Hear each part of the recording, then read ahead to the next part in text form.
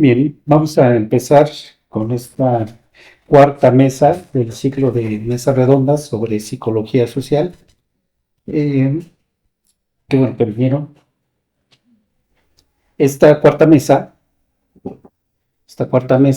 tiene como tema general la psicología social y la atención de las necesidades sociales. No sé si ustedes sí pueden hacer ruido, no estamos en la iglesia.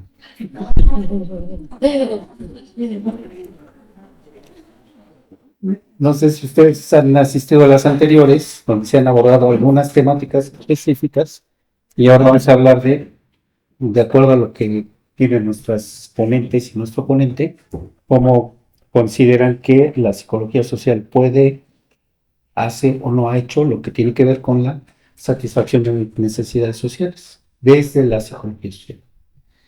Para esto entonces tenemos hoy en la mesa, voy a empezar en orden, luego no me reclamen, así están anotados. Primero el maestro Carlos Alejandro Campos, profesor del área de psicología social. Después tendremos la participación, no sé si todos la conozcan, de la doctora Alma Herrera Márquez. Y digo, no sé si la conozcan porque, aunque es maestra de nuestra facultad desde hace mucho tiempo, tiene un rato que anda trabajando en otros lugares, nada más y nada menos que como directora de la primero instituto y ahora Universidad Rosario Castellanos, el gobierno de la Ciudad de México. Y nos hace el favor de venir acá a platicar con ustedes. Y por último tenemos a la maestra Ana Laura Ordaz González, que también es maestra de la psicología social, de las más jóvenes, pero no por eso de las que son las que nos pueden dar una perspectiva distinta, nueva, diferente de lo que algunos pensamos sobre este asunto en general. Entonces vamos a empezar, son 15 minutos de exposición y pasando los tres, damos otra ronda pequeña de 3 minutos y pasamos a que ustedes pregunten o comenten. ¿Sí? Por favor. Tú nos avisas, Jorge, ¿verdad? Cuando ya estamos allí. Bien, buenas tardes. Yo quisiera iniciar mi participación primero preguntándoles, no hay necesidad de que me respondan, pero sí de que se respondan a ustedes, ¿por qué están aquí hoy? ¿Cómo se enteraron? ¿Les interesó porque el tema para ustedes era interesante o llegaron por alguna otra razón? Cada quien sabe la razón por la que está acá. Y la pregunta tiene este sentido. Cuando nos pretendemos o vamos a hablar acerca de lo que hace la psicología social y la atención de las necesidades sociales, uno se pregunta, ¿no? ¿Y en dónde están los psicólogos sociales? ¿Qué es lo que hacen? ¿Dónde están atendiendo eso? ¿No? Yo creo que lo que está pasando en nuestro país en la actualidad nos responde un poquito a este tipo de cuestiones. Es decir, vivimos un tiempo donde la atención de las necesidades sociales no era tan relevante y había mucho de eso que se llama simulación. La psicología social, a mí me parece que en ese sentido no fue bien valorada. Cuando la gente entra a estudiar aquí a la FES Zaragoza, pues la mayoría viene pensando en psicología clínica, vienen pensando en psicología educativa, incluso vienen pensando en organizacional y son muy poquitos los que vienen pensando en psicología social. Cuando les preguntamos por qué, cómo fue que llegaron a la clase de psicología social, la mayoría de las respuestas son, pues porque ya no alcancé clínica, ya no alcancé organizacional, era la que se me acomodaba porque las demás ya no se me acomodaban tanto. No conocemos mucho de lo que hace la psicología social hasta que empezamos nosotros ya, de alguna manera, a llevarla como materias. Sin embargo, sí sabemos un poco de lo que hace la psicología clínica antes de llevarla. sí sabemos un poco de lo que hace la psicología organizacional, ¿no? La psicología del trabajo, la psicología industrial, ¿no? Ya traemos algún referente, pero de psicología social no. Sin embargo, es muy interesante escuchar cuando ya la gente ha llevado unos meses de psicología social o al final del semestre, que en varios, y yo me atrevería a decir incluso que en muchos, se les empieza a despertar el interés por esto que hace la psicología social, por lo que propone la psicología social. Bien, entonces, los psicólogos sociales trabajamos con lo cotidiano, con lo que sucede todos los días, con lo que vemos día a día. Y tratamos de respondernos a cosas como ¿por qué somos nosotros como grupo, como comunidad? ¿Por qué somos como somos? ¿Por qué hacemos lo que hacemos? E incluso, ¿por qué dejamos de hacer muchas cosas que podríamos hacer, pero que por alguna razón no los hacemos? Decía que están pasando cosas interesantes. Esta época del neoliberalismo que promovió en gran medida el individualismo exacerbado, que promovió esto que los psicoanalistas le llaman el narcisismo, es decir, la falta de interés por el otro. Digo, vemos escenas terribles, ¿no? Todos los días, con los celulares, que por cierto yo les pediría si pueden apagar sus celulares o dejarlos en modo de, ¿no? La idea es que esto de los celulares, como yo soy muy chismoso regularmente, ya no me puedo concentrar porque empiezo a pensar qué estarán comentando, ¿no? Ahorita en su celular, ¿no? ¿Quién les habrá mandado un mensaje? Bueno, entonces vemos escenas terribles en los celulares, precisamente, en videos donde golpean a la gente y nadie se mete, pero muchos los videograban. Los videograban y comparten esa videograbación. Esa forma de ser tiene una explicación, por supuesto, y no una explicación sencilla, una explicación compleja. Y la psicología social puede, y lo ha hecho, dar respuestas a estos fenómenos que nosotros podemos ver en la actualidad, pero no solamente puede dar respuestas teóricas, es decir, sí, es muy importante el trabajo que hace el psicólogo social, trabajando en la creación de teorías y nuevos espacios de conocimientos, por supuesto, que nos permitan entender eso que vivimos y que nos preguntamos todos los días. Pero también el psicólogo social interviene. Puede intervenir directamente con las problemáticas sociales y hay manera de hacerlo y hay manera de pensar esas problemáticas de manera distinta a la que se venía observando anteriormente. Hay manera de hacer esa intervención y promover nuevas formas de solución, nuevas formas de relacionarnos con los otros. Decía que estamos en una época interesante porque parecería ser que en esta época se han despertado conciencias y se ha abierto la posibilidad de pensar un poco más en el otro y ya no nada más en nosotros.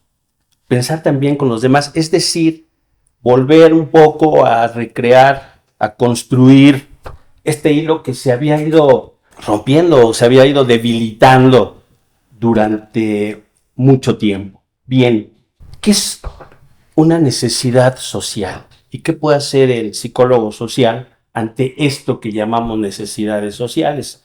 Yo creo que quizá la forma más limitada, pero que me parece que será explicativa, que nos podría permitir pensar en qué es una necesidad social, tendría que ver necesariamente con las carencias.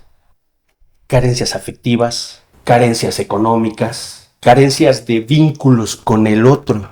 No solamente con nuestra comunidad, con nuestra propia familia, porque la psicología social se da en todos estos niveles, desde lo más micro, una relación de dos, una relación grupal, una relación comunitaria, hasta este nivel más amplio que me parece que difícilmente, o por lo menos de un poco más complicado sería este nivel de lo social. Entonces son carencias. Cuando hay carencias económicas, hay una necesidad social allí. Cuando hay familias disfuncionales, hay carencias sociales allí. Cuando hay falta de interés por los demás, hay carencias sociales, por supuesto, allí.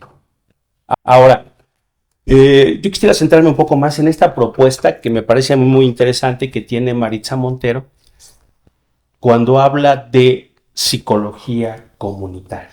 Una forma de abordar las necesidades sociales es a través de lo comunitario, que no es nuevo, pero que aquí en México se ha descuidado mucho. Regularmente no se le da mucha importancia. Hay pequeños espacios donde se trabaja. Aquí en Zaragoza la psicología comunitaria es una optativa de 2 horas a la semana, ¿no? En un semestre. ¿Qué propone la psicología comunitaria? Un acercamiento al otro. Propone, entre otras cosas, que el psicólogo se baje de su lugar del experto, del que todo lo sabe, para escuchar al otro. La necesidad social tiene que ser referida por quien la vive. Porque nos damos cuenta que hacemos nuestro diagnóstico y luego resulta que cuando hablamos con la gente, lo que priorizan es distinto a lo que el experto pensó que le sucedía a la comunidad. En esta perspectiva de Maritza Montero, el psicólogo social es otro más. Sí. Es parte de la gente. Es decir, sabe que él tiene conocimiento, los lleva al lugar, pero también escucha al otro. Porque sabe que el otro también no solamente tiene un conocimiento, sino incluso tiene una cierta respuesta. El psicólogo trabaja en ese sentido, me parece a mí,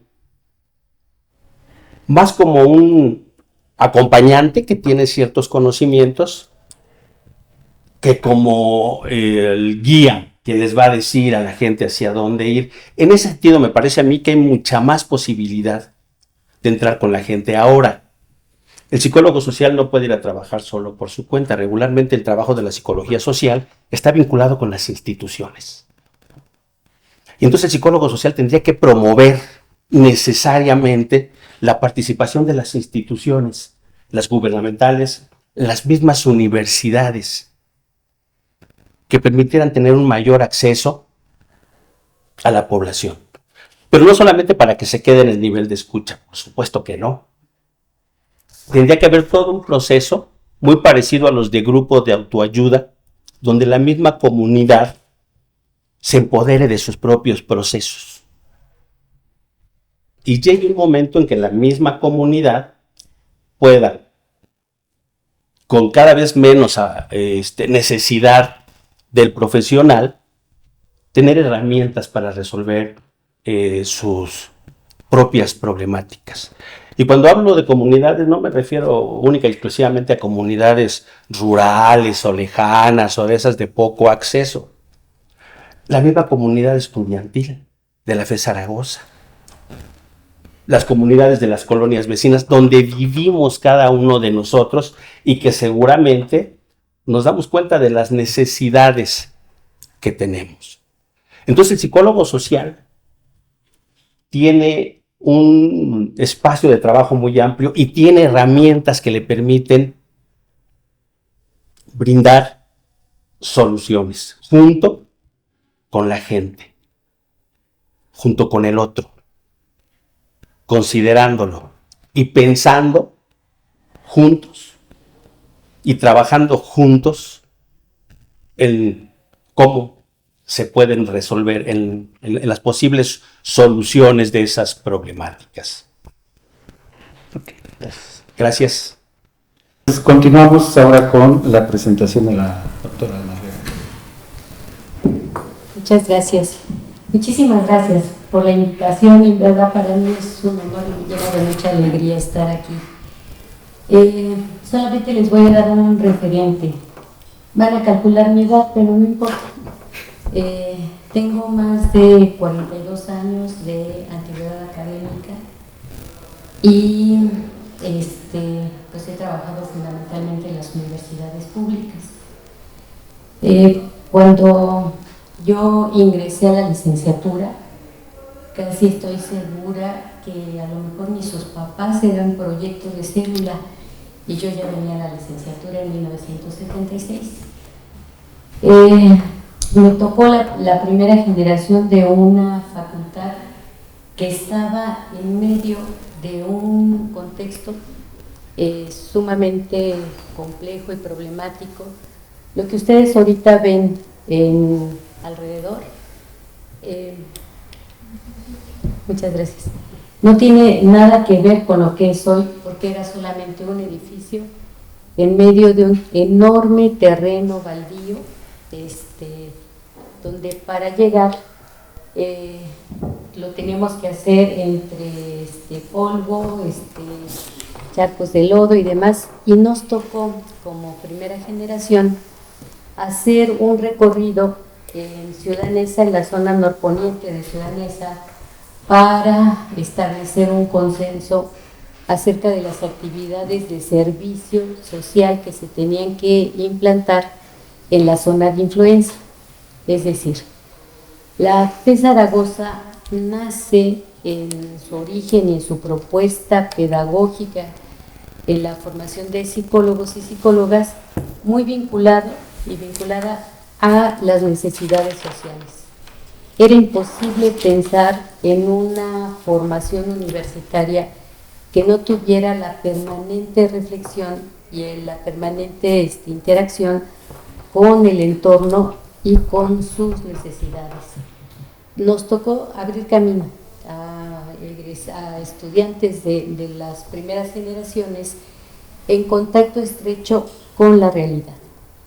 De ahí que me parece que hablar de la vinculación de la psicología social con las necesidades sociales no es un asunto nuevo en el terreno en el que nos movemos. O sea, la FES Zaragoza cumplió 45 años de haber iniciado sus actividades y estoy segura que va a alcanzar los 50 años como una de las instituciones más vinculadas a las problemáticas del entorno, y eso forma parte pues de una filosofía educativa que me parece que no se puede perder.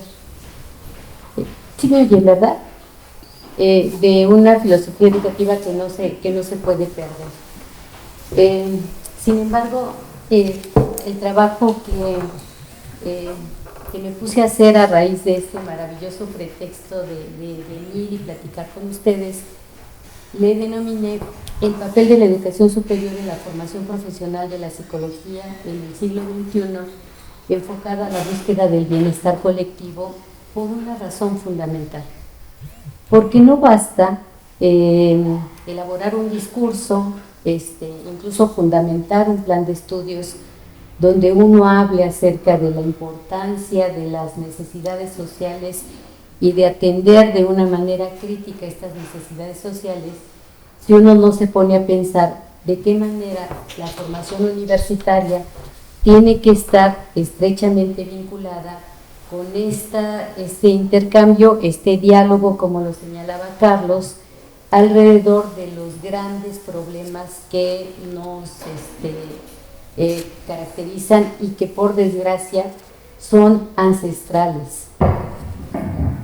Alguien neoliberal está protestando. No son los problemas de este sexenio, ni son los problemas derivados de un determinado modelo económico, sino son problemas ancestrales que nos duelen y que además pues nos parten mucho tanto las perspectivas conceptuales, pero también las perspectivas afectivas para quienes pensamos que los modelos de desarrollo económicos y las políticas públicas sí deben garantizar la justicia social, la igualdad y la equidad, y que no es un asunto discursivo, sino es un asunto que se concreta en un proyecto pedagógico que en esencia permita que quienes están en formación puedan tener un mayor nivel de articulación con el entorno, no solamente desde una perspectiva así de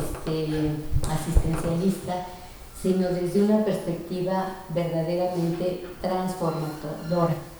Y en este sentido, me parece que en el siglo XXI, en realidad sí tenemos muchas condiciones para transformar radical y absolutamente las formas y los modos como las estructuras de formación universitaria se generan, al grado de pensar en efectivos vasos comunicantes con la sociedad, de tal forma que la reflexión conceptual, teórica que nosotros hacemos desde los espacios académicos tenga efectivamente una traducción en el establecimiento de otros vasos comunicantes y de fronteras muy porosas en las instituciones de educación superior.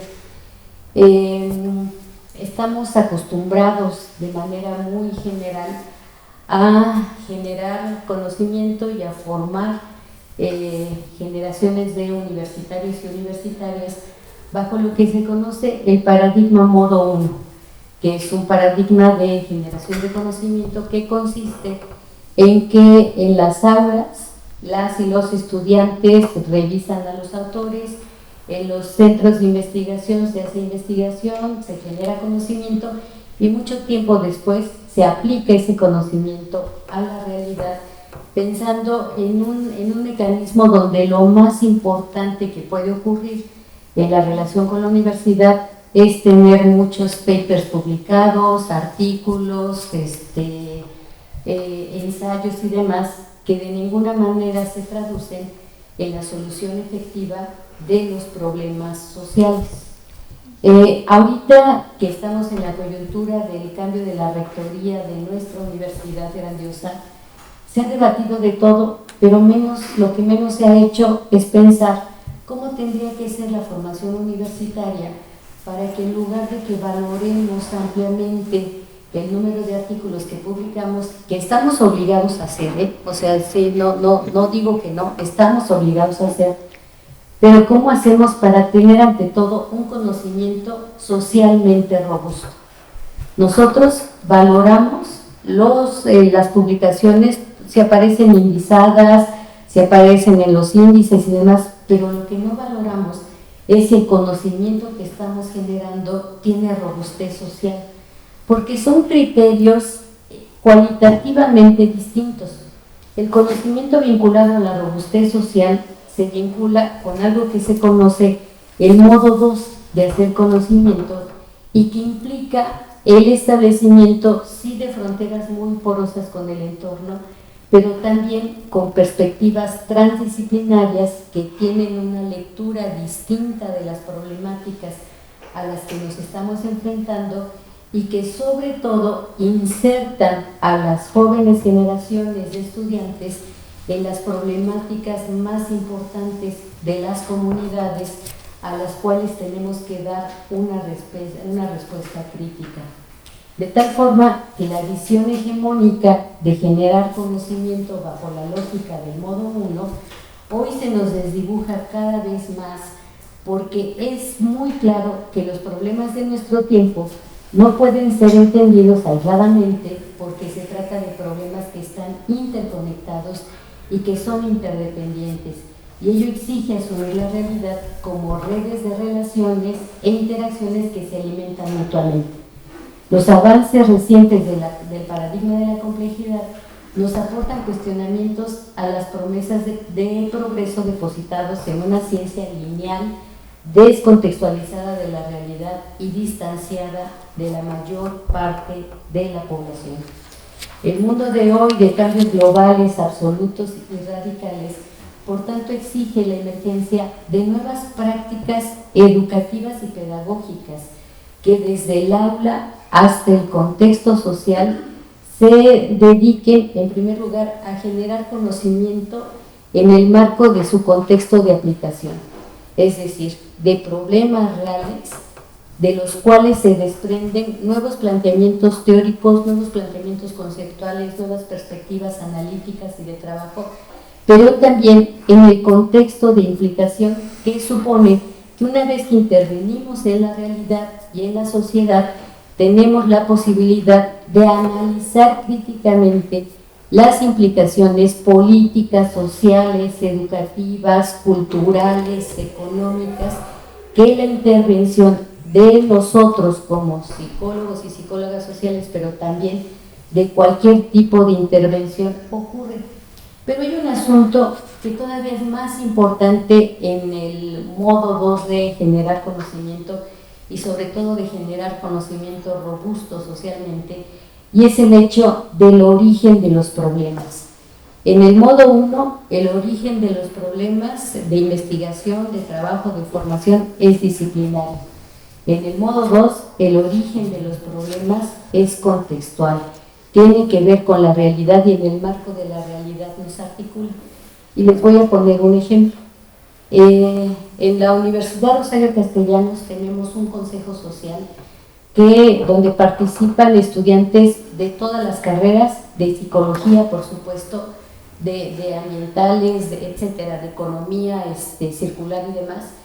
Y ahí, en ese consejo social, participan comuneros, productores, empresarios, universidades, gobierno y demás. Y las reuniones de trabajo del consejo social son para que la comunidad nos diga a nosotros, a la universidad, qué tenemos que investigar y qué problemas tenemos que solucionar. Es un cambio en la perspectiva porque se rompe la torre de marfil donde el experto, la experta va y les explica a los pobres comuneros que no tienen este conocimiento científico que nosotros sí poseemos. Se rompe ese paradigma para llegar, y en esta lógica de tener fronteras muy permeables con el entorno social, ellos nos dicen, bueno, pues nosotros necesitamos que la Sierra de las Cruces de la Magdalena Contreras fortalezca su desarrollo sustentable, y en función de ello nosotros definimos qué tipo de conocimientos, metodologías, instrumentos de trabajo, perspectivas analíticas se tienen que promover para que efectivamente el conocimiento que se genera en este proceso pueda resolver y pueda atender el desarrollo sustentable de una región de la Ciudad de México, y a partir de esto generar nuevas categorías analíticas, transversales, interdisciplinarias, mucho más comprensivas con los fenómenos y con los problemas de la realidad. ¿Un minuto? 3 minutos todavía. Eso me encanta. Entonces, o sea, y en esta perspectiva, lo que más nos interesa es, por ejemplo, repensar el papel de la educación superior y de los procesos de formación universitaria a partir de una unidad que le llamamos el problema prototípico, que es un problema de la realidad que sirve como el gran escenario de trabajo donde estudiantes y docentes movilizan todos sus recursos cognitivos, pero también los no cognitivos, para solucionar este problema complejo, generando un conocimiento que incluso rebasa todas las fronteras que nosotros nos hemos asignado de manera importantísima. En esta perspectiva, pensamos que la educación superior debe avanzar por lo menos en las siguientes tareas fuerza. Primero, construir contextos de aplicación y de implicación donde se formen las nuevas generaciones de estudiantes universitarios.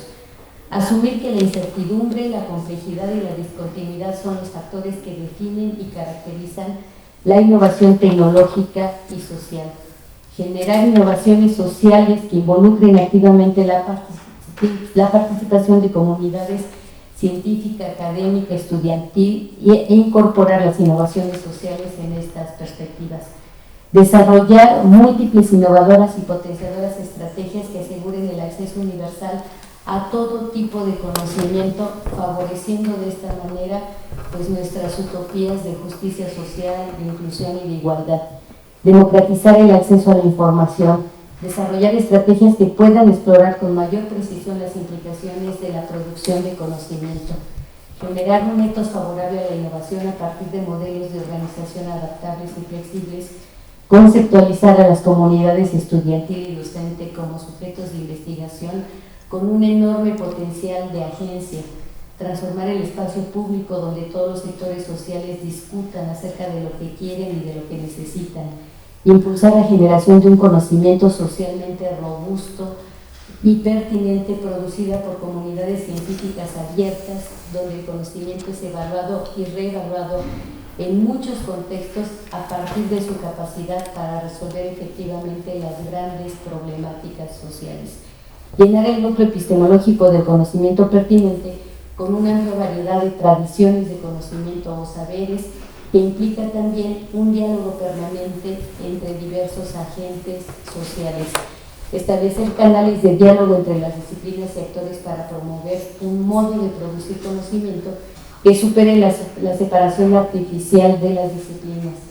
Enfatizar la capacidad autoorganizativa de los participantes en el espacio público y distribuir socialmente el conocimiento. Solamente termino señalando que las tareas fuerza que articulan los nuevos modelos académicos tienen que obligarnos a pensar acerca de las nuevas funciones que deben asumir las instituciones de educación superior y las sociedades para transitar a un desarrollo basado en el conocimiento y en formas de organización humana y de convivencialidad que garanticen un estado de bienestar genérico. Y así tendríamos que cambiar el enfoque y en lugar de estar pensando en las necesidades sociales que hay que atender, tendríamos que estar pensando en un conocimiento que efectivamente articule procesos que nos lleven a una condición de bienestar genérico en toda la sociedad. Gracias. Gracias. Bueno, continuamos entonces con la maestra Ana Laura.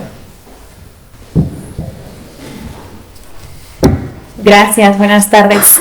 Espero que estén aquí por gusto, por interés propio, porque eso claro que genera una diferencia, hablando justo de por qué hacemos lo que hacemos o por qué no lo hacemos. Y como aquí ya había una cara conocida, pues me va a tocar utilizarlo para iniciar, ¿no?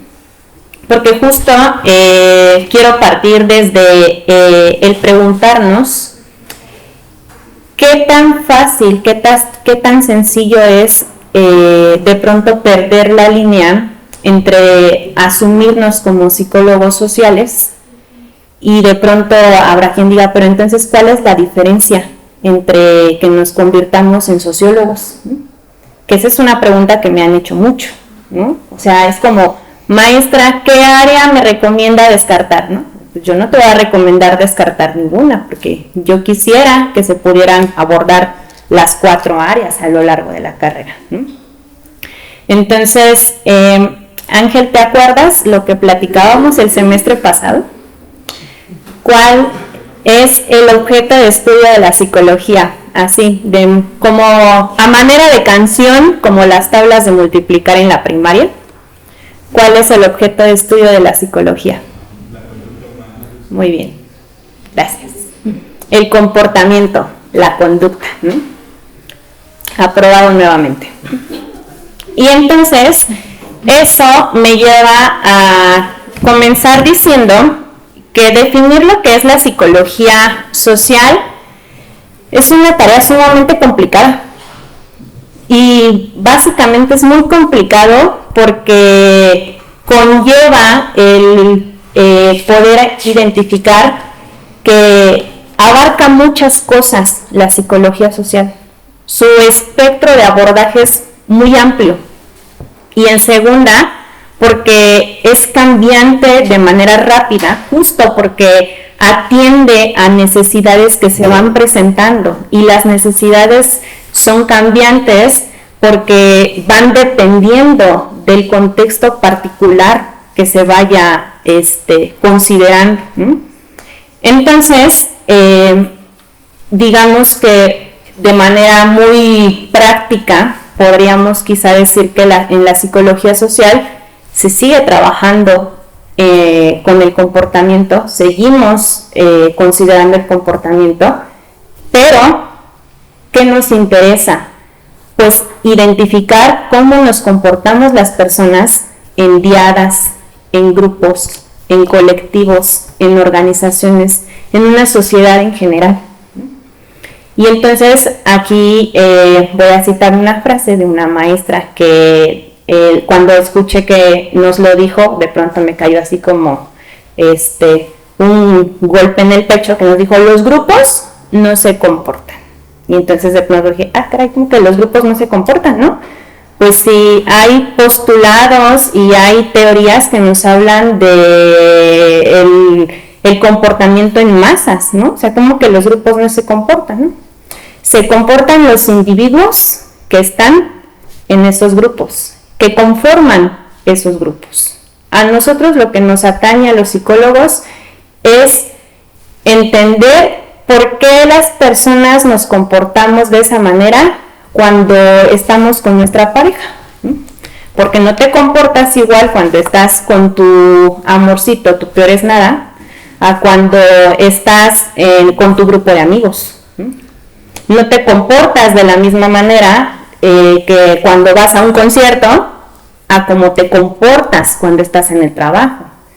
Y aquí el doctor Sandoval tampoco me dejará mentir que no es lo mismo trabajar en un lugar donde se considera un trabajo formal a un trabajo informal, porque las dinámicas, las formas, la cultura que medían esos comportamientos son totalmente distintos a un espacio en donde llegamos a una oficina donde tienes un escritorio y vas con tacón de aguja, ¿no?, a cuando te toca trabajar en un tianguis, por ejemplo. Entonces, eso es lo que nos compete a los psicólogos desde esta perspectiva social. Por ello, el banco. Por ello, voy a partir de las conclusiones, ya que no vamos a utilizar para presentación, ¿no? Entonces, ¿cuál es la conclusión número 1? Pues que un tema no es naturalmente propio o exclusivo de la psicología social. En febrero, que fue el congreso aquí en la FES, tuvimos la oportunidad de que viniera la doctora Aragón y presentó varios trabajos que tiene con su equipo y hablaba como de celos en la pareja y otras variables, pero la que más recuerdo es esa, ¿no? Y entonces algunos alumnos me decían: maestra, pero ¿por qué la doctora dijo que trabaja desde una postura social y abordó celos, ¿no? ¿A poco eso le compete a los psicólogos sociales, no? Entonces decía yo, ¿qué es lo que mencionó justo al inicio de su presentación, ¿no? O sea, que ella, el abordaje que le da es justo porque la gente se comporta como lo hace en diferentes contextos, en diferentes entornos, ¿no? Y entonces hay que analizar que las personas, pues a lo largo de nuestra vida y en nuestra vida cotidiana nos desarrollamos y nos desempeñamos en diferentes entornos, en la escuela, en el trabajo, en diferentes organizaciones, ¿no? Entonces, ¿qué va a hacer que un tema lo podamos insertar o no en la psicología social? Pues el abordaje que le demos, el diseño, la relevancia que le demos al trabajar con grupos, con colectivos, el cómo vamos a abordar eso que vamos a definir como necesidad social. Y aquí viene una segunda cuestión: ¿qué es una necesidad social? ¿Cómo sabemos que eso se puede considerar como una necesidad social o no? Desde un principio podríamos decir que una necesidad social podría ser considerada pues porque a alguien le hace falta algo, ¿no? Pero entonces eso después se convierte en un punto de debate y de análisis, porque hay que entender que una necesidad va a hacerlo a partir de que se ha definido en un contexto en particular por un grupo de personas particulares a quienes les está generando esa afectación. Entonces podemos hablar de que a un grupo en particular le hace falta algo. Decían Barón y Birnen en el 2005. Habitualmente abordar una necesidad desde esta perspectiva nos lleva a identificar que estamos hablando de una conducta que necesitamos que se presente más, que necesitamos modificar, que necesitamos eliminar, que necesitamos que se presente no solamente en una persona, sino en varias para que se genere un efecto y haya una mejora a nivel de comunidad, ¿no? Y entonces, eso me recuerda que justo de Baron y Birne, en el libro que se titula Psicología Social, Zimbardo, no sé si lo ubican, al doctor Zimbardo, el taquillero de Stanford, fue quien les hizo la introducción de este libro, ¿no? Y hay una parte en la que Zimbardo dice, analizar el comportamiento desde la psicología social va más allá del estímulo-respuesta que los conductistas radicales han impuesto, ¿no? Y entonces yo decía, se escucha muy firme su postura de Zimbardo, ¿no? No obstante, claro que este enfoque ha tenido su evolución, ¿no? Y afortunadamente hoy en día contamos con materiales como los de Sijón y Tamani del 2020 que nos dicen, asumimos la responsabilidad de que los analistas del comportamiento de pronto nos enfocamos como mucho en el n igual a 1 y lo que me interesa es ver aquí en mi laboratorio qué es lo que ocurre, ¿no? Pero hoy en día asumimos que tenemos una responsabilidad con la sociedad y que ese conocimiento no se puede quedar única y exclusivamente a nivel de laboratorio, que eso tenemos que trasladarlo a contextos sí más complicados, en donde claro que va a ser más difícil de pronto medir algunas variables y controlar algunas cosas, ¿no? Pero es posible, y entonces comienzan a hablarnos, ¿cómo vamos de tiempo? Y entonces comienzan a hablarnos de términos como la microcontingencia y la metacontingencia, ¿no? Que nos hace poder identificar cómo el comportamiento de uno tiene un efecto directo con el otro, que aunque no te conozcas o no estés en el mismo espacio, ese comportamiento va a tener una repercusión directa, lo hagas o no lo hagas, ¿no? La otra vez en clase les decía yo, ¿cómo sería este análisis en un ejemplo básico, ¿no? Y me decía un alumno, maestra, pues el uso del automóvil, ¿no? O sea, tenemos una necesidad, estamos frente a un problema que le podemos poner el nombre de contaminación, ¿no? Y entonces eso desde el análisis de metacontingencias, ¿cómo se analiza?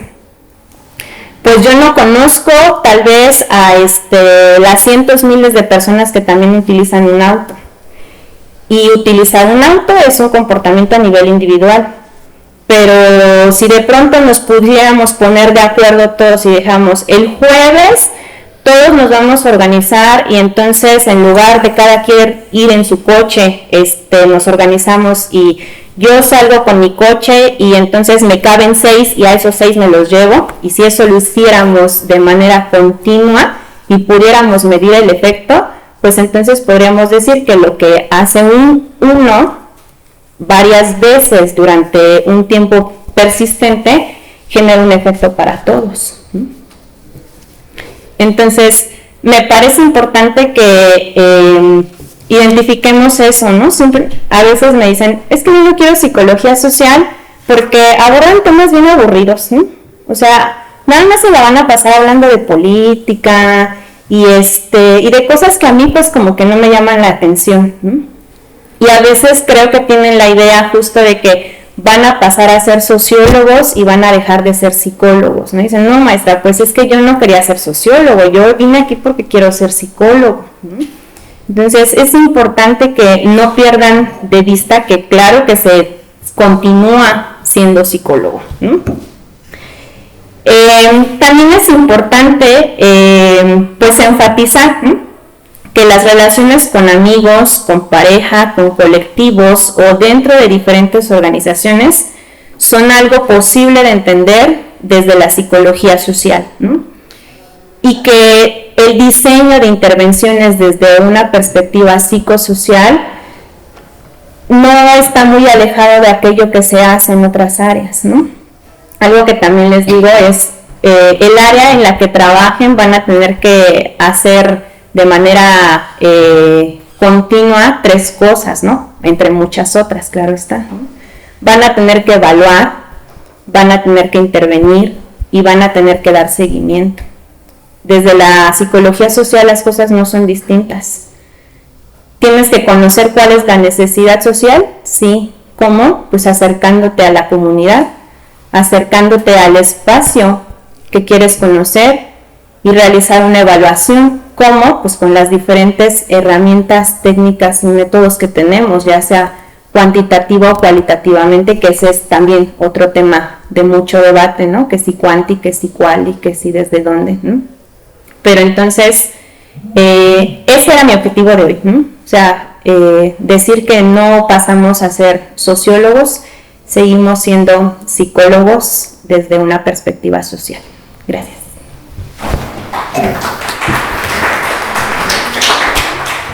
Muchas gracias. Vamos a pasar a otra ronda breve, pero antes de eso quiero provocarlas alrededor de este tema. Lo primero que tendrás que pensar es qué son las necesidades sociales, como decía la maestra, ¿no? Y lo otro es cómo identificamos esas necesidades sociales, porque hay muchas, pero digamos, ¿cuáles serían las más apremiantes en este momento? Yo, por ejemplo, ¿cómo? ¿Carlos te llamas? Ángel. Ángel.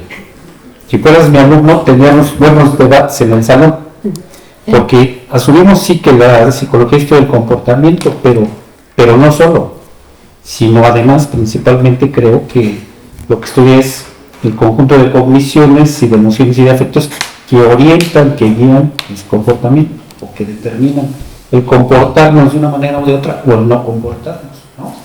Y entonces, aquí, ¿cuál es lo que hace distinto el trabajo del psicólogo social del sociólogo, del antropólogo o de otros, o incluso de los activistas, ¿no? Pues que se supone que el psicólogo social intentaría estar trabajando desde este ámbito del comportamiento, pero además de cuáles son las ideas, cogniciones, percepciones que guían ese comportamiento y qué afectos o emociones están involucrados con esos sentimientos, con esas cogniciones y cómo eso orienta el comportamiento. Por ejemplo, ¿qué problemas sociales tenemos enfrente que yo me atrevo a decir los psicólogos sociales no hemos atendido? Por ejemplo, hablamos de la violencia, pero habría que hablar de las violencias, ¿no? Desde la violencia de género, la violencia de la que somos objetos por parte del crimen organizado, la violencia entre nosotros cuando nos agarramos a trancazos ahí en la esquina, ¿no? El bullying, los chamacos en la primaria, etcétera. La violencia de pareja, la violencia en la familia, ¿no? Esa es una. La otra es, ¿qué hacemos o qué no hemos hecho cuando ocurre una catástrofe? Lo que estamos viendo ahora en Acapulco. ¿Qué es lo que hacemos para resolver eso? Siempre nos quejamos. Tiene unos años que la ciudad llueve y obligatoriamente se tiene que inundar. Y todos nos quejamos de este mugroso gobierno cochino de la 4T que no hace nada. Pero nosotros como ciudadanos, cuando vamos caminando, cuando vamos en un automóvil, vamos aventando nuestras botellitas y nuestros papeles. Y resulta que la ciudad se inunda nada más y nada menos, que una de las razones principales porque nosotros tiramos la basura, ¿no? Ahí en la calle. ¿Qué hacemos ante las catástrofes? ¿Qué hacemos con respecto a los procesos políticos? ¿Sí? Esto que decía ahorita la maestra, no, pues eso es aburrir y eso, ¿yo qué tengo que ver con eso? Pues mucho, tenemos que ver mucho con eso, pero habría que ver qué hacemos como psicólogos sociales. Y otro es qué hacemos con respecto a los problemas de salud. Si se dan cuenta, son asuntos que pareciera no son propios de la psicología social, ¿no? Pareciera, pero desde un abordaje de la psicología social, yo me atrevo a decir que podemos estar haciendo mucho, en términos de, no sé cómo llamarlo, publicidad, propaganda, formación de conciencias, de esquemas mentales alrededor de estos problemas que tendría que ayudarnos no solamente a resolverlos cuando ocurren, sino tratar de evitar que ocurran. Por ejemplo, con esto de las catástrofes y la violencia, la psicología interviene mucho. Por ejemplo, la intervención en la violencia hacia las víctimas de la violencia o el estrés postraumático y demás en las víctimas de estas situaciones catastróficas. Pero qué bueno que lo hagan los psicólogos clínicos, pero no basta con que eso se haga desde la psicología, sino qué hacemos antes para evitar que esto ocurra. No sé qué opinión tengan de esto.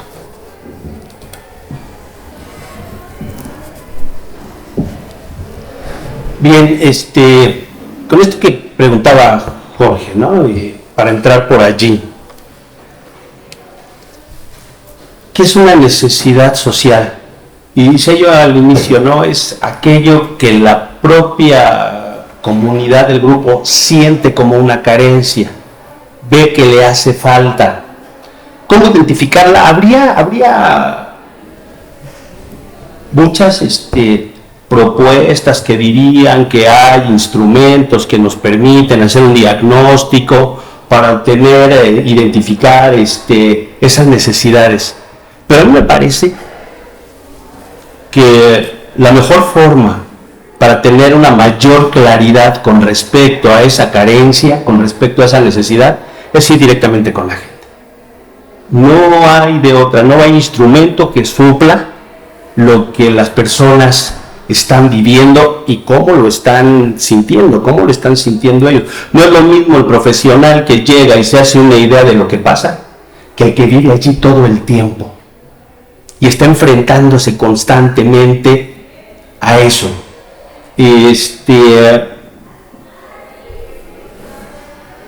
Hay muchas investigaciones, trabajos, intervenciones que se han hecho, muy interesantes,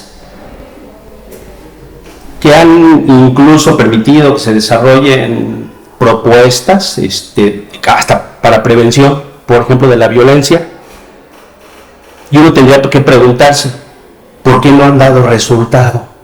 Si son trabajos también hechos por académicos muy preparados, pero la violencia sigue igual o más grande. Y hay explicaciones, ¿no? Entonces uno tendría que pensar un poco en eso, ¿qué está pasando allí? Creo que eso que nos comentaba Alma, creo que tendría que hacerse en todas las escuelas, ¿no? Pero con una salvedad, cada escuela tiene sus propias necesidades. Y tendría que hacerse un análisis para cada escuela y tendría que estar participando la comunidad de cada escuela, porque es la que vive también sus propias carencias y sus propias necesidades. De grupos podríamos hacer aquí un debate en el que no sé si estaríamos de acuerdo en muchas cosas, ¿no? Pero bueno, entonces a mí me parece que es una situación que hemos vivido, no sé si desde los 70s para acá, esta pérdida de legitimidad que tuvo la psicología social cuando empezó a abandonar el terreno de la realidad que vivía la mayoría de la gente. Creo que entonces uno tendría que cambiar de paradigma. En esto de la formación del psicólogo social, uno tendría que pensar primero en cómo nos están formando y a partir de allí, en una discusión, empezar a ver cómo se debería de formar ahora al psicólogo, partiendo de que la sociedad, de que la comunidad es compleja. Tendríamos que partir de la complejidad, no solamente de la sociedad, sino del fenómeno que estudiamos. ¿Qué busca el psicólogo social al final de todo? El bienestar social. Ahí es hacia donde va. Y el bienestar social y las necesidades sociales son complejas y son vividas de manera diferente. Algunos autores coinciden en ciertas características de estas necesidades. ¿Cuáles? Primero esta que les comentaban. El bienestar social, igual que las necesidades sociales, son complejas, no son lineales. Hay muchos factores contextuales que están alrededor de todo ello. Son subjetivas, tienen mucho que ver con cómo las vive el sujeto. Probablemente para lo que uno perciba como riesgoso, habrá quien no. Y aquí tendría que verse el sentir de la comunidad, decía la maestra. Las necesidades evolucionan. No podemos pensar en un programa de hoy y para siempre. Las necesidades se van a modificar, el contexto va a cambiar. Y el trabajo del psicólogo tendría que estar cambiando y evolucionando constantemente, todo el tiempo. Siempre van a ser interdependientes, siempre van a involucrar al otro, Pero también no es una tarea solo del psicólogo social. El psicólogo social tendría que estar pensando en ese trabajo trans y multidisciplinario que permitiera un mayor y mejor entendimiento de la problemática. Y otra cuestión que me parece a mí que le cuesta mucho trabajo, o nos cuesta mucho trabajo, cuando nosotros hablamos de la comunidad, pensamos que la comunidad es algo ajeno a nosotros. Nosotros somos los que vamos a ir a resolverles la vida a la comunidad. Nosotros somos la comunidad. Somos parte de eso. Somos parte de todo lo que... El hecho de tener unos ciertos estudios, el hecho de tener una cierta preparación y algunas bases teóricas o metodológicas no nos hace tan diferentes a los demás en el sentido de que vivimos las mismas problemáticas que ellos. Yo creo que el psicólogo social también, dentro de su formación, se involucre el hecho de que es parte de la misma problemática, seguramente su propia percepción de esa realidad va a ser distinta, va a mirar las cosas desde otro lugar. Voy a dar mi libreta. No. Por favor. Bueno, y respondiendo a la provocación, yo tengo una ligera diferencia con este asunto de esta necesaria identidad de la psicología social. O sea, llevamos décadas discutiendo eso y no nos ha bastado fragmentar el conocimiento en torno a lo que es la psicología, sino que adentro de la psicología la volvemos a hacer cachitos. Y me parece que es una tendencia que va en contra de cómo hoy día, en el siglo XXI, podemos visualizar el conocimiento y los diferentes niveles de articulación que debe de tener el conocimiento. ¿Qué pasa cuando estamos resolviendo, intentamos insertarnos críticamente en el entorno? Bueno, lo primero que ocurre es que desde una visión interdisciplinaria, donde están participando expertos, estudiantes, investigadores, investigadoras de distintas áreas de conocimiento, o sea, tú no llegas ahí a defender tu pedacito de conocimiento y decirles, no, yo no soy profesional de la enfermería. O sea, si tú estás impulsando el desarrollo sustentable de la Magdalena Contreras, si estás tratando de entender y solucionar los altos índices de violencia que existen en la Ciudad de México, si estás trabajando para promover espacios de co-construcción donde el bienestar genérico se traduzca en seguridad alimentaria, o sea, todos esos son problemas globales, son problemas que implican el análisis y el balance de distintos enfoques, procesos, incluso saberes que permiten tener un entendimiento mucho más holístico.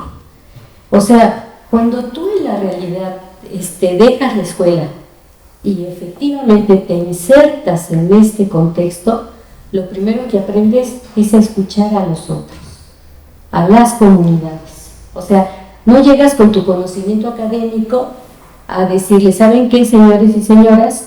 Aquí hay violencia de género porque ustedes, señores, son muy machos y ustedes, señoras, son muy dejadas. No, o sea, es una perspectiva completamente distinta.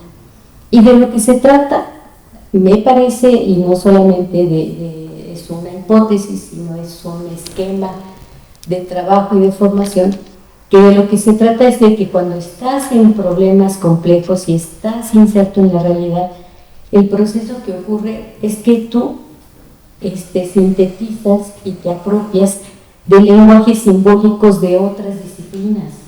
Lo mismo, quienes están trabajando contigo en contexto se apropian del lenguaje simbólico de la psicología para que en una estructura de colaboración y en red podamos entender la naturaleza compleja de un problema, podamos plantear soluciones, podamos anticipar incluso otras perspectivas de análisis.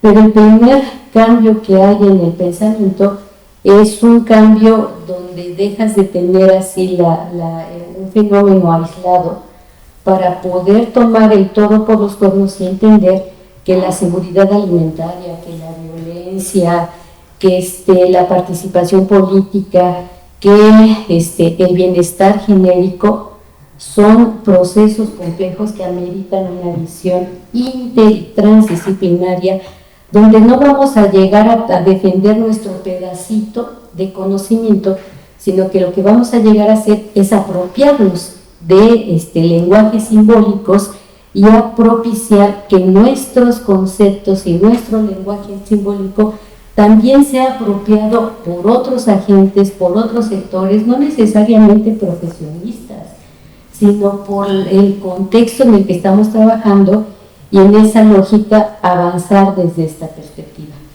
Y en este plano, y regreso a lo que me parece tendría que hacer la formación universitaria, es favorecer una ética del diálogo y el consenso entre todos los participantes y afectados, una ética democrática y solidaria entre todos los participantes en igualdad de condiciones para reivindicar el respeto de sus propios intereses, que son igualmente válidos que los nuestros, porque ¿quién nos dice que nosotros somos la autoridad suprema para definir las necesidades de nosotros? O sea, yo tengo una mirada un poco distinta.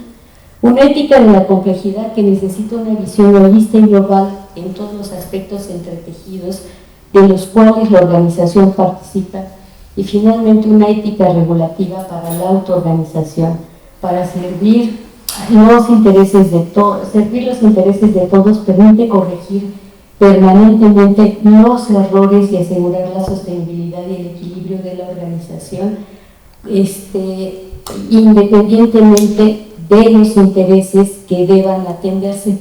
Y si estamos en esta perspectiva, pues no hay otra, o sea, sí es un cambio en el modo de generar conocimiento, es un cambio en la responsabilidad, en el compromiso social de las instituciones de educación superior, y es un cambio en la transformación de nuestra naturaleza y de nuestra esencia para poder efectivamente coparticipar en la construcción pues, de sociedades que sean pues, mucho más incluyentes, me parece. Gracias.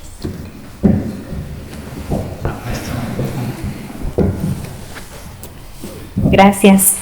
Pues me resulta como curioso, ¿no? Porque pareciera que regresamos a donde siempre empezamos, ¿no? Como a darnos cuenta que la psicología puede hacer mucho en muchos lados, en muchos ámbitos, y que así como lo veíamos en los primeros semestres, que hay diferentes formas de entender las cosas, diferentes paradigmas, diferentes escuelas, enfoques, ¿no? Cuando a psicología le ponemos un apellido como psicología social, otra vez las cosas son más complicadas, ¿no? De pronto como decir, bueno, y entonces psicología social, ¿qué vamos a hacer en psicología social, no? Entonces yo creo que lo importante de esto es que se den cuenta que se pueden hacer muchas cosas fuera de los entornos que generalmente tenemos asociados, que pueden ser los únicos lugares en los que los psicólogos, psicólogas podemos trabajar, ¿no? O sea, no únicamente podemos trabajar en escuelas, con niños, en un consultorio, ¿no? Que son los lugares y los espacios clásicos con los que se asocia el trabajo de nuestra profesión, ¿no? Sino que se pueden hacer intervenciones, evaluaciones en diferentes entornos y sobre todo en diferentes contextos, ¿no? Y de la mano con lo que decía la doctora y el doctor acerca de es importante identificar y conocer las necesidades del otro, ¿no? Y definirlas a partir de lo que el lugar necesita, las personas realmente necesitan, ¿no? Entender que así como de manera individual nos comportamos como lo hacemos porque tiene un motivo, porque cumple una función, pues hay comunidades que también tienen esas prácticas culturales, comportamentales, porque cumplen una función en su día a día, ¿no? Y entonces, aunque desde nuestra perspectiva eso quizá podría ser modificado o podría ser de otra forma, pues para ellos cumple una función. Entonces, hay que tener también en cuenta cuál es la función de esas prácticas culturales y comportamentales en ese espacio donde se trabaja, ¿no? En algún momento me acuerdo que cuando yo estudié la licenciatura, había un compañero que me decía, fui a una comunidad y ya no me dejaron entrar, ¿no? Y yo le decía, ¿por qué? ¿No? Y me decía, pues es que me dijeron que ya estaban hartos de que la gente llegue y quiera hacer sus estudios, sus intervenciones, y después ellos ni siquiera entienden qué es lo que vinieron a hacer, ni siquiera les explican, ¿no? O sea, las personas ya están hartas, ¿no? Y yo decía, pues yo creo que también hay que regresarnos un tanto a hacernos un análisis desde la parte ética de cómo llegamos a esos espacios, ¿no? Lo que decía la doctora ahorita, ¿no? Que no les vas a llegar así como, está mal por esto, ¿no? Cumple una función, ¿qué función cumple? El que las cosas sean así en ese lugar. Gracias. Pues si tienen alguna pregunta o algún comentario. Pues a mí me gustaría saber si alguien ya ha hecho esas investigaciones y que no se queden en papel, pues cómo se empieza, cómo de verdad se aterriza pues, en una comunidad, en una escuela. ¿Cuál es el primer paso? Porque creo que si bien ya está todo lo teórico, yo quiero saber ya cómo se implementa, que obviamente me da curiosidad porque a mí sí me gusta eso y que tengo muy presente de mi maestro, pues de que no me sirva hacer una investigación que se quede solo en papel, que no me ayude a, pues como había comentado la profesora, que simplemente vengan a una comunidad y estén estudien y es como, pues, ¿para qué me sirve eso? No hay algún intercambio. ¿Cómo se puede hacer eso?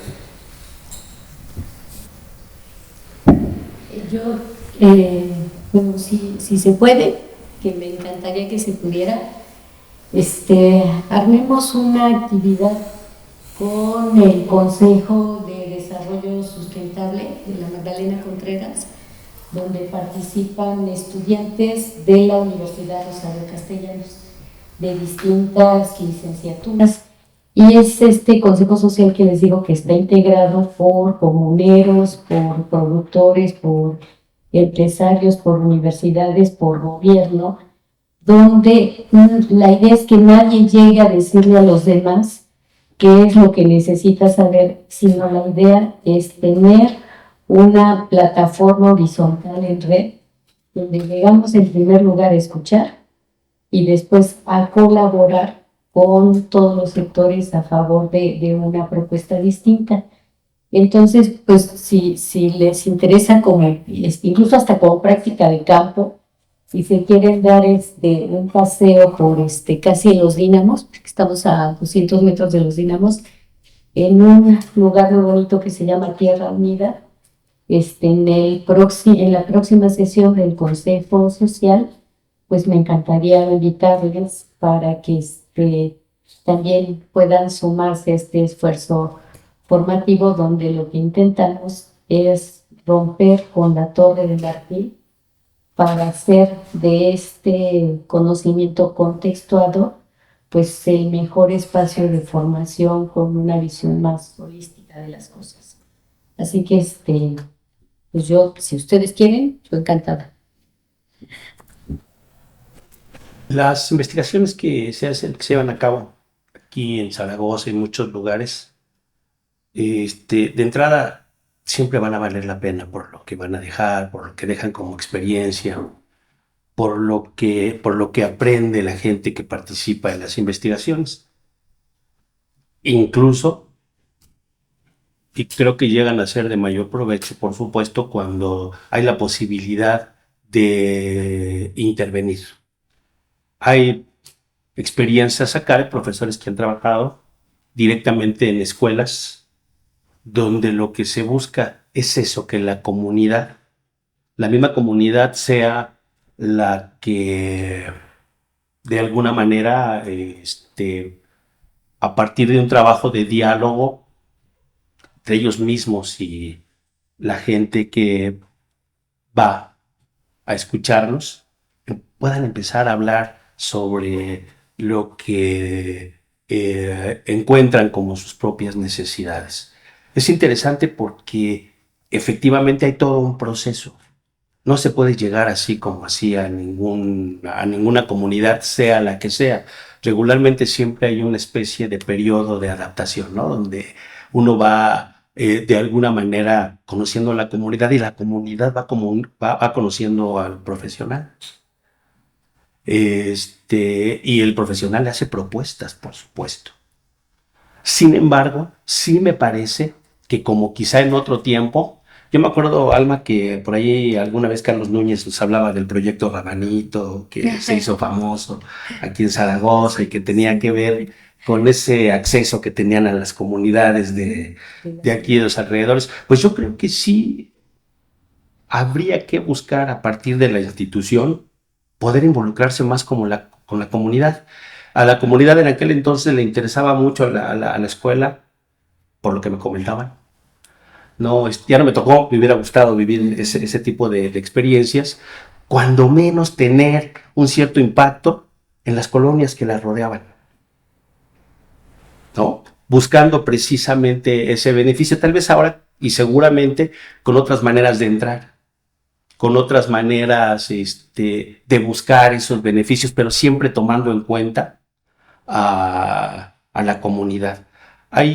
Y seguramente ustedes ya lo están viendo y lo verán, hay muchísimas técnicas que le permiten al profesional involucrarse directamente con los participantes. Pero siempre primero, siempre con la actitud de reconocerlos como personas que saben, que tienen un conocimiento mucho mayor que el que tiene el profesional con respecto a su propia comunidad. Y no como una especie de eslogan, ¿no? Sino con ya esta mirada de aprovechar toda la experiencia de los integrantes de la comunidad. Yo decía que estábamos en un momento muy interesante, donde se están despertando conciencias. Esta propuesta que hace Alma me parece muy interesante y creo que se debería de aprovechar, pero también deberíamos de ver qué hacemos acá en Zaragoza, algo parecido, ¿no? Que nos pudiera llevar a tener ese contacto con la comunidad. Pues yo diría que también es importante partir de identificarnos como parte de la comunidad, ¿no? A veces pensamos como, vamos a atender necesidades en comunidades, y digo, bueno, y ya analizamos cómo está la nuestra, ¿no? O sea, ya hicimos un análisis de aquí donde estamos, qué necesitamos, qué nos aqueja, qué se puede mejorar, o sea, entre la forma en la que interactuamos entre nosotros, qué está pasando, ¿no? Y la otra también, querer salir del espacio en el que habitualmente estamos, ¿no? Porque yo entiendo también que hablando justo de necesidades de diferentes índoles, hay quien dice, yo a la Clínica de los Reyes no voy, ¿no? Porque está bien lejos, ¿no? Porque está muy feo, ¿no? Pero también eso es algo que se pierde, ¿no? O sea, si únicamente quieren estar en la clínica de aquí de Zaragoza, pues no van a tener una perspectiva distinta de lo que se vive aquí dentro de Zaragoza, ¿no? Yo recuerdo cuando estudié, cuando cursé el semestre de psicología educativa, yo me fui a la Clínica de los Reyes, ¿no? Y fue una de las experiencias más enriquecedoras porque obviamente lo que se iba a hacer en la parte práctica iba desde psicología educativa, pero de pronto se tuvo también la oportunidad de hacer vínculo con las escuelas cercanas. Entonces, eso ya te permitía conocer las necesidades dentro de cada una de las escuelas. Ya no recibías únicamente a las infancias en el consultorio y les hacías una evaluación dentro del consultorio de, ¿Por qué le cuesta trabajo pronunciar la R? ¿No? ¿Por qué le cuesta trabajo leer, escribir? ¿No? Ya tenías la oportunidad de ir a la escuela, o sea, nos dieron tanta apertura que yo recuerdo que llegábamos y nos decía el maestro Rigoberto, que fue con quien la cursé, pues cada quien organícense y entonces cada quien elija a qué salón quiere ir, hable con la maestra, o sea, todas estas cuestiones de no puedes llegar y maestra voy a pasar y voy a anotar, ¿no? Obviamente no, es como maestra, venimos del proyecto tal, ¿no? Entonces queremos saber si nos da permiso, si podemos pasar a hacer algunas observaciones. Llegas y te presentas también con el alumnado, ¿no? Hola niños, ¿cómo están? Soy tal, ¿no? Incluso si tienes la oportunidad, haces alguna actividad para integrarte y que no sea nada más como, ¿quién es el que está ahí sentado? ¿No? Y entonces ya que estás dentro del espacio, pues comienzas a hacer observación, ¿no? Y entonces era muy enriquecedor porque en consultorio identificabas algunas cosas con Juanito, pero ya que estabas en el salón entendías muchas otras cosas, ¿no? Entonces, creo que eso también es importante, ¿no? O sea, analizar dentro de la comunidad donde estás y también darse la oportunidad de salir de los espacios a los que estamos habituados. ¿Alguien más? A ver, sí. Como que hacer cierto número de publicaciones, ¿no? O de investigaciones. Si es que, bueno, ¿no? Como o algo así. ¿Cuántas de estas investigaciones que han realizado han promovido? O sea, que nada más hacen investigación, pero ¿cuántas han Siguiente pregunta. Porque creo que es un mito que hay mucha psicología social que escuchamos de investigación todo, pero ya después.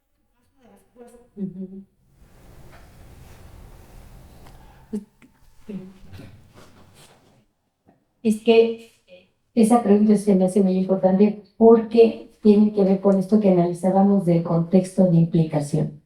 O sea, la investigación se tiene que hacer en dos contextos. En el de aplicación, que es afuera, con la gente, pero viene el otro, incluso es más importante, porque lo que tú analizas son las implicaciones sociales, éticas, culturales, económicas. Una intervención sí modifica el entorno y favorece muchas cosas no previstas, la emergencia de muchas cosas no previstas cuando tú estás en ese proceso. Así que si tú piensas en un conocimiento socialmente robusto, no te puedes quedar solamente en la publicación de tu artículo y así toda muy contenta porque sabes que ya tienes un montón de puntos, sino que el conocimiento socialmente robusto tiene que ver con ese balance y con ese análisis. No es una práctica que en la academia, como la conocemos hasta ahorita, se haga de manera frecuente. Yo estoy segura que muchos de nosotros tratamos de hacer eso, generando, y creo que ese hay un hilo conductor, porque cuando tú ves cómo evoluciona tu línea de investigación, evoluciona a partir de los vacíos de conocimiento y de los hallazgos que una investigación te deja. Y si te insertas en eso, por supuesto, sigues hacia adelante. Pero la idea es que la investigación es una lógica de pensamiento. O sea, la investigación no es hacer un protocolo, publicarlo, medirlo, es una lógica de pensamiento que te inspira prácticas sociales distintas. Y creo que incluso esa pregunta que nos haces, podrías hacérnoslas a todos los docentes que nos damos aquí de muy piquis, publicando en cantidad de cosas y preguntarnos efectivamente, o sea, cuál es el seguimiento, cuáles son los resultados, qué tipo de impacto y si efectivamente ese conocimiento generado tiene esa robustez social. Ahí tienes ya tu tema de tesis. Bien, un par de comentarios y tengo que ver. Un par de comentarios y una pregunta muy concreta. En general estoy de acuerdo con lo comentado, pero sí aprecio, es la impresión que me dan, un cierto relativismo en lo que comentan. Pero antes de especificar esto, comento. En realidad, las necesidades sociales vienen determinadas por la distribución de los bienes públicos. Puede reunirse un grupo de riquitos y exigir que se le reparen los yates como lo están haciendo. No es una necesidad social. Es cierto que están haciendo eso, por eso no dejaron salir a sus capitanes y marineros en pleno año. Y ahora estamos viendo que están desapareciendo. Eso tiene que ver con la distribución de los bienes públicos y con el uso de los bienes comunes. En algunas colonias desperdician el agua, en otras no. Ahora, ¿qué es lo que nos distingue como psicólogos sociales? Y a partir de esa definición, ¿cómo podríamos de alguna manera contribuir con las llamadas necesidades sociales? Yo creo que esto lo digo Jorge. Lo que tiene que ver con las condiciones, las emociones, ¿no? La subjetividad y por supuesto el pensamiento.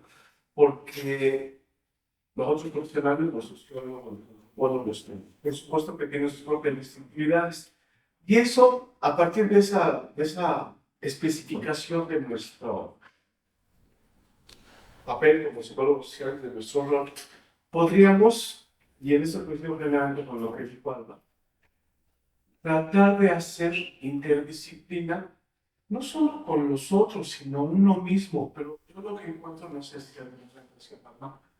Que en realidad, a pesar de que así le llames, yo no hablo de la transdisciplina. La verdad que no somos un estudio. Pero cuando hablan de transdisciplina, lo que hacen es echarle un montón, o sea, multidisciplina, porque, por ejemplo, los sociólogos que abordan la cuestión de la subjetividad, lo digo así, ¿quién sabe qué cosa dice? Cuando los politólogos hablan de la subjetividad, ¿quién sabe qué cosa dicen? Cuando los psicólogos hablan de política, también, ¿quién sabe qué cosa dicen? Yo les digo en tono de broma y en serio, cómprense un manualito de psicología social para que vean qué hacen los psicólogos sociales. Y viceversa, ¿no?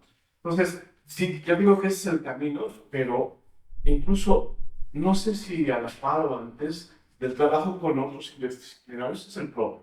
Y eso significa reconocer lo que señaló con mucho énfasis Alma, que las fronteras de nosotros, si bien pueden estar, de nosotros como psicólogos sociales, bien pueden estar definidas, el mundo es mucho más que eso. Y ahí sí más pego a esa idea de la complejidad, no a la teoría de la complejidad, no, pero sí a que la realidad es compleja. ¿No? Como yo les digo, si ustedes creen, bueno, para provocarnos, como psicólogos se van a explicar, el mundo están completamente equivocados. Completamente equivocados. En fin, quise decir esto para revisar el relativismo porque encuentro, y ese fue el tema, uno de los agarrones que nos dimos en la clase pasada, con quienes hablaron de los movimientos sociales, porque encuentro una desestimación del quehacer académico y científico. Y no lo pueden desestimar. Los dos compañeros, ¿no? Ustedes encuentro que lo relativizaron un poco. Porque incluso decía, miren las cosas desde la disciplina y lo bueno está quienes estamos allá con ellos ensuciándonos los guaraches. No, espérate, son cosas distintas. Porque ya no dijo el activismo, la militancia, ¿no? O lo que personalmente puede hacer cada quien. La psicología social es una ciencia, produce conocimiento, se enseña y los profesionales actúan en ese sentido de manera profesional, pero aquí no me toca. No le llamo falta de responsabilidad ni irresponsabilidad, más bien le llamo, no sé cómo calificarlo, pero la falta de presencia de nosotros en la sociedad. Y yo me uso así, cuando ocurre un hecho societal complicado, aquí les llaman a los psiquiatras, a los médicos, a los globos, a los psicólogos, jamás a los psicólogos sociales. Y los psicoanalistas. Y eso tiene que ver con nosotros. ¿Por qué? Porque ni siquiera congresos de ciencias sociales damos incluso. Les comento, cuando yo voy a los cuates politólogos, los biólogos del fin, me ven así como psicólogo porque piensan que lo estoy psicoanalizando, ¿no? Entonces tratan de comportar así más adecuadamente. Bueno, para revisar este asunto de la estimación, no, yo creo que no podemos desestimar el papel de los científicos, de los profesionales, ni su saber. Ojalá lo haya dicho yo, pero o sea, la ciencia y la democracia son lo mismo. cada vez encuentro más cosas para pensar esto. Que así lo dijo en el nombre y sus demonios científicos. Porque tiene que ver con lo que ya dijeron, la participación exacta de las comunidades, de la gente que es afectada, beneficiada, etc. Pero no podemos solarear el papel de la ciencia. Y aquí me pregunta particularmente. No, a mí me parece genial lo que hace este gobierno. Eliminar intermediarios, platicar directamente con los afectados. Veamos lo que está pasando con los afectados de manera directa. Y esto que hacen en la Rosario Castellanos del Consejo Social de me parece genial, pero la pregunta es, no sé si asuman el relativismo de que todo vale. ¿Y qué hacen con eso? Porque no todo, bueno, mi postura es que no todo vale. O sea, yo puedo ser un popular y decirte, necesito un camino de mi casa que me conecte con la carretera federal, pero a lo mejor eso no es una necesidad social. O a lo mejor él puede pagarla, puede haber la leche, en fin, no sé. ¿Te explico? O sea, las necesidades sociales no son relativas, son comunes. Y la pregunta es específicamente eso porque me gusta mucho, y al fondo lo que hace algo de, como lo dicen, la ciencia es para el pueblo, hay que divulgarla. Pero la ciencia es la ciencia. Yo sí diría, no creo que se hayan conocido los cargos de no llegar como el experto y demás, ¿no? Como personas que somos iguales. Pero sí, no demeritar el conocimiento que tiene la gente como experta. Incluso, desde el otro lado, lo que se le exige a los políticos es que tomen decisiones en base al conocimiento científico. Tienen como asesores a su suegra, a su cuñada, a su hijo, ¿no? Y lo que les dan de asesoría lo podemos armar aquí en 5 minutos, ¿no? Pero no acuden al conocimiento científico. Entonces, en esos puntos, ¿qué hacer con ese? No sé si se exprese, primero, desconozco, pero ¿qué hacer con ese relativismo de, pues mi voz importa, yo también digo, cuando las cosas, pues por eso la ciencia se estudia científicamente? Sí, yo, bueno, agradezco mucho el comentario y la pregunta porque siempre nos da muchas cosas que pensar. La primera, el problema es un problema epistemológico. ¿Qué? Es un problema epistemológico. O sea, no es un problema de buena voluntad o de en el origen, no es un problema incluso ni de política pública, es un problema epistemológico. O sea, ¿cómo entendemos la realidad? Pues la estamos entendiendo a partir de nuestras mismas categorías epistémicas. Hay un ejemplo que me encanta y que tiene que ver con esta idea de pensar en categorías mucho más holísticas, mucho más comprensivas, que es la categoría de sustentabilidad. En los 70, cuando la crisis del petróleo, o sea, no había manera de poder conceptualizar esta crisis, que además era una crisis multidimensional. Tocaba lo económico, tocaba lo ambiental, tocaba lo cultural, lo psicológico, o sea, era una crisis que trastocaba todo. ¿Qué empezaron a hacer quienes eran doctos en el asunto? Pues a sumar, o sea, a ver, desde la economía, ¿cómo le explico? Desde tal, ¿cómo le explico? Y tuvieron que pasar algunos eventos, coloquios, encuentros, desgreñaderos y todo lo demás, para construir una categoría que la tenemos desde los 70, que es la categoría de sustentabilidad. Como categoría epistémica, sustentabilidad se sintetiza todos estos campos de conocimiento. Hay otra que en psicología me parece que en psicología social no la hemos explotado con suficiencia, pero siempre la pongo de ejemplo cuando trato de pensar en estas cosas desde lo global. Y seguramente tú te acordarás bien de eso porque yo conocí esa categoría en el primer seminario México-Brasil, cuando fuimos tú, Germán y yo, con los brasileños. Ahí, la categoría que en uno de los talleres se mencionó fue la categoría de sufrimiento colectivo. Moura, se apellida quien lo señalaba, quien la construyó. Y él decía, ¿por qué no podemos utilizar la categoría de depresión o la categoría de anomia o cualquier otra de las que tenemos en nuestro arsenal de conceptos? Y decía, porque ninguna de ellas puede explicar de manera holística lo que la sociedad brasileña está viviendo en este momento. Y decía, ¿qué es el sufrimiento colectivo? Pues es un estado ciertamente de agobio que no es inherente a una clase social, por lo tanto no es economicista, sino es más comprensiva. Y decía, hay sufrimiento colectivo en los sectores que tienen poco dinero, o las clases sociales más desfavorecidas, porque, o sea, siempre están en esa condición de tener la certeza de muchas necesidades, incluso de sobrevivencia, de comida, de vivienda, etcétera, y no poderlas satisfacer. Hay una condición de sufrimiento colectivo en los sectores medios porque en esta perspectiva neoliberal, los sectores medios todos los días estamos ante el peligro de bajar y de ni siquiera poder mantener un nivel de vida decoroso que permita satisfacer nuestras necesidades más elementales.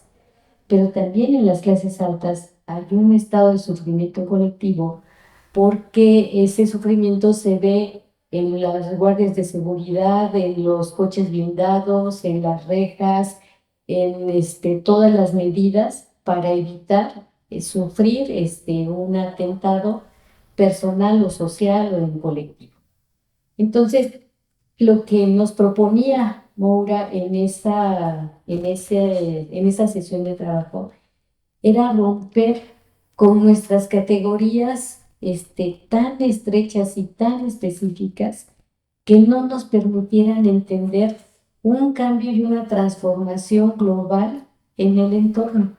Por eso me parece que, y concuerdo completamente contigo, o sea, no se trata de sumar cachitos, sino en un ejercicio de epistemológico, en un ejercicio crítico, de lo que se trata es de que nos demos a la tarea de construir categorías epistémicas más comprensivas que puedan permitirnos entender más la complejidad de los fenómenos que observamos. Y en una de esas, al igual que la categoría de sustentabilidad, pues rompemos los límites disciplinarios de cada una de nuestras preferencias disciplinarias y empezamos a pensar en una propuesta epistémica más global. Eso que me parece que es muy importante, sí te puede evitar caer en el relativismo absoluto, donde cada quien tiene su propia verdad y no suma. Pero me parece que es una tarea que desde las ciencias sociales no hemos hecho porque estamos más preocupados por nuestro pequeño, legitimar nuestro pequeño segmento del saber, en lugar de construir o de co-construir perspectivas, arriesgarnos incluso con la co-construcción de planteamientos o de perspectivas epistémicas mucho más globales. Y eso es una tarea que sí tenemos que hacer desde la universidad y convocar, bueno, a los agentes. No hablamos de personas, sino hablamos de sujetos sociales que hacen agencia, es decir, que transforman, que posibilitan, que innovan, que construyen y sobre todo que se apropian también de estos lenguajes simbólicos. Y eso tiene que ser la experiencia formativa, me parece, del siglo XXI. Mientras no lo hagamos, pues la verdad, los universos van a operar en paralelo. Por un lado, el universo de la academia, acá muy ubicados en la expertise plena, y por otro lado, pues los otros que tienen otra visión del mundo. Pero cuando tú trabajas en esto, pues de lo que se trata es de conjuntar categorías, Por eso el Consejo Social de Magdalena Contreras, nosotros no le pusimos el nombre. O sea, quienes hacen la agencia ahí le denominaron para el desarrollo sostenible del Cerro de las Cruces. Y ahí está desde el bienestar colectivo, desde el Producto Interno Bruto, desde una percepción social distinta, desde una agencia social vinculada a un esfuerzo interinstitucional para asegurar la justicia social, la democracia, la igualdad.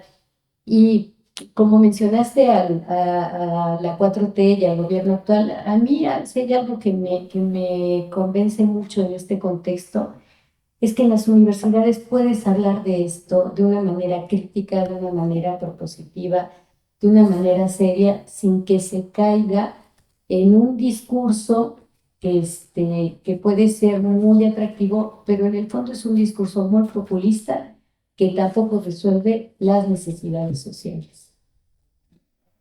Ya se tienen que ir. Nada más rapidísima. Procuro no irme. A mí me parece que no hay un desprecio por el conocimiento académico.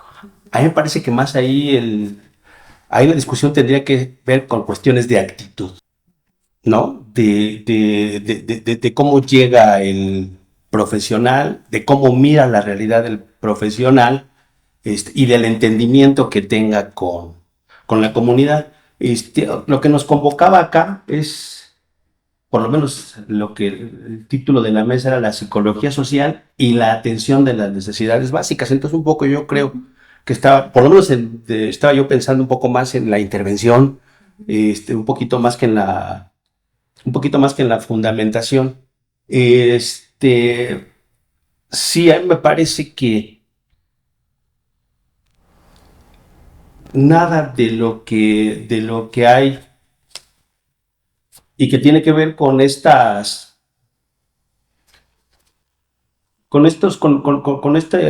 conocimiento científico, no hay nada ni despreciable, incluso que dependiendo de la problemática no sea utilizable. O sea, yo creo que por ahí no va el asunto. Pensaba yo también y otra vez pensando en este asunto de la actitud, el problema no son las fronteras del conocimiento, el problema es que las fronteras pareciera que las hemos entendido como barreras.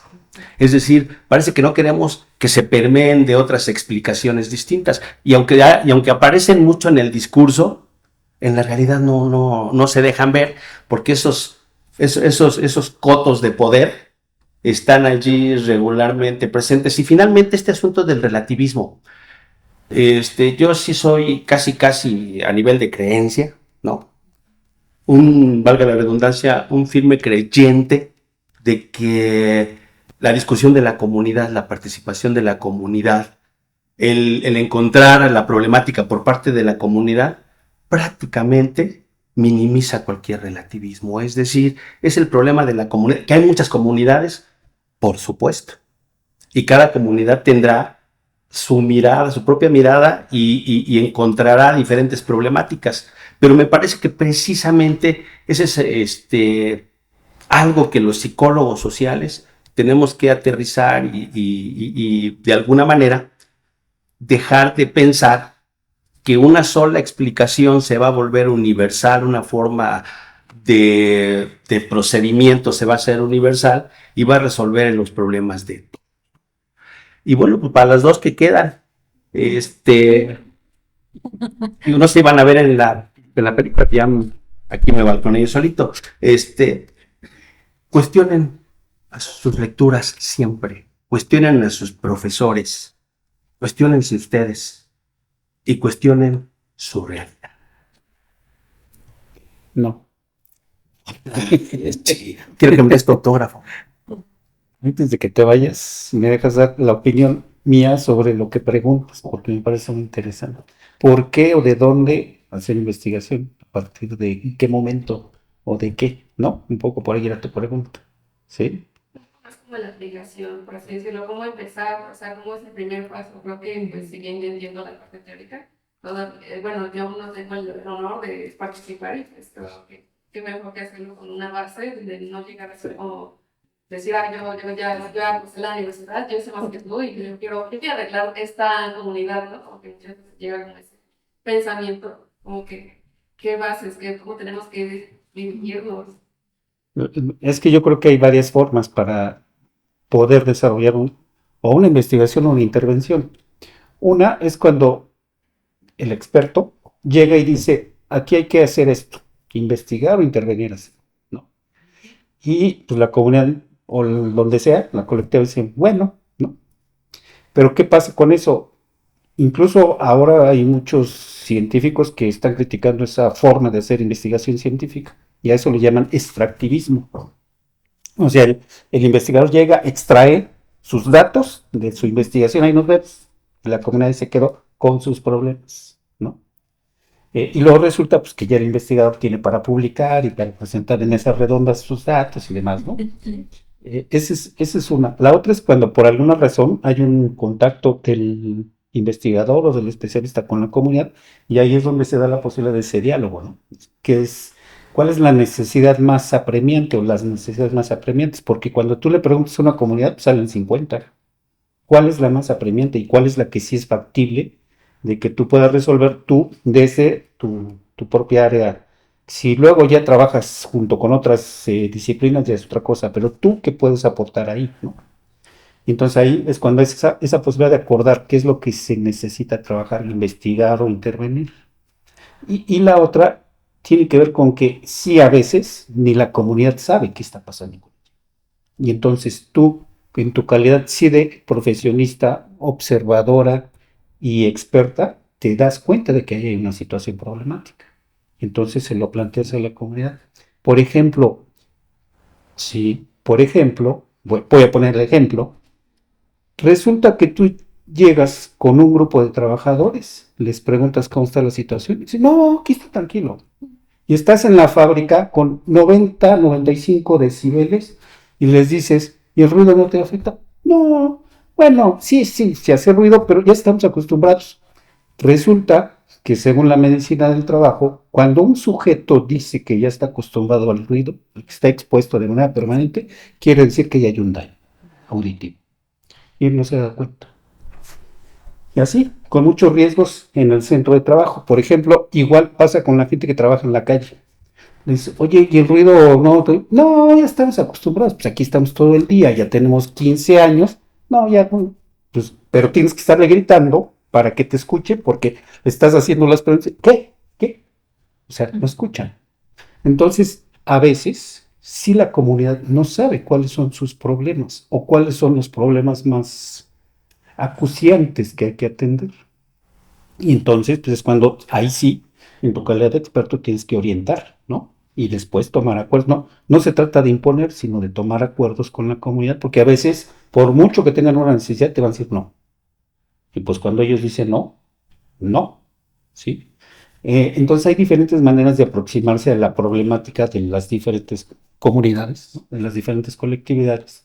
Y pues ya es cosa de ver cuál es la que corresponde.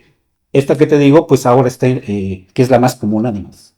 Ahora está siendo analizada y criticada. O sea, nada más llegamos, extraemos nuestros datos y ya, nos vemos y la comunidad se queda ahí, ¿no? Entonces había que ver, ahí es el inicio. Y ya después viene toda la parte que debemos de saber, ¿no? Metodológica de con qué instrumentos, cuál es el mejor momento, las mejores condiciones para que toda la investigación. Pero creo que para identificar está o te llaman o se da concuerdan en algún momento por alguna situación a través de una institución, llaman porque ya identifican que hay una problemática, etcétera. O a veces tú, sí, yo creo que a veces tú logras identificar en tu calidad de experto y de que tienes un bagaje teórico que te permite identificar eso, decir aquí está pasando algo sobre lo cual la gente no se ha dado cuenta que le está pasando, ¿sí? Aunque acá la maestra dice que no está muy de acuerdo. Bueno, pues entonces, si no hay más, con esto concluimos, agradecemos su permanencia y nos falta todavía una mesa, entonces las invitamos a ir y avanzamos cuál es. 2 meses, 2 meses. Muchas gracias. Gracias.